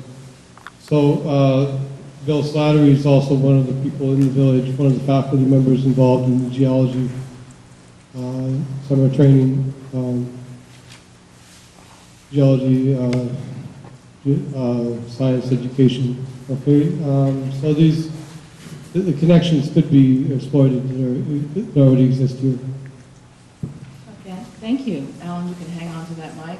The next question, anyone who has an answer to this, please feel free to answer. Just raise your hand if you want the mic to come to you. For some families, the quality of a school's before and after care is just as important as the quality of the school itself. In fact, in Dayton and Yellow Springs, families have left a more convenient school for a less convenient school with better quality before and after care. So here's your question. Do you agree that before and after care is just as important?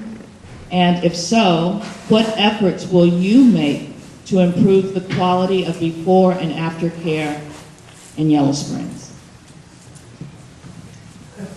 Okay, so to me, I believe, obviously, with parents expressed from working multiple jobs, that before and after school care can become very important. I have not, however, been personally aware in grades 1 through 3 that we had such options before school. After school, we did have some options that were available. What would I do to improve that? That's an interesting question. The options that we had were some math and some cognition and some art instruction after school. I thought those were all reasonable. I think I'll bring up what I experienced and maybe let others go on with it. Well, I think my first reaction to that question is to put that question to the administration. So as a board, I would say, this has come to us as a board. What's the current plan for how you're working with before and after school care? Receive that plan back and ask the administration to report to us on how they monitor. I think that's a management task, and our job is to make sure that the community is satisfied with how we're doing that. If there's problems that come up, the question is it an individual problem that a particular parent or set of parents need to talk with the administration about, or is it something that actually rises to the board level? I think that was a really good answer, so I'll say what he said. It is an administrative task, and in the past, our superintendent would have an after-school program I don't think we ever had a before-school program. We've had quite a few very good programs after school. Yeah, I agree. I think Evan answered that question great, and I do believe that every contact we have with children is extremely important, whether it's during school, before school, or after school. Thank you. I have been informed that we are out of time. We do want to thank everyone for coming. Before you leave, though, I'd like to ask Mario to please come up and give a... Is he going to grade us? He's going to, every one of you. I do want to remind everyone that for the school board, there are 3 election seats that are open. Okay, very quickly, before you get up, I just want to give you some brief information. This is a good opportunity for issue 20, which is on the ballot. This is a permanent improvement levy renewal. So we're not asking for any additional taxes for the school district. This is a renewal levy, and what permanent improvement dollars do is they help us with a number of different things. So this building we're in right now, the roof would be leaking if it weren't for permanent improvement dollars. We constantly are rebuilding roofs. It covers a lot of our transportation costs and lots of other functions. But I think the bottom line, what I'd like to share with you is that please go out. We know this is an off-year election, but please go out and vote and be informed about the levy. If you have any questions about it, feel free to call the board office, 767-7381. And it is a renewal. There are no additional taxes being collected from these dollars. $145,000 a year, which is 1.085 mil renewal. So, thank you.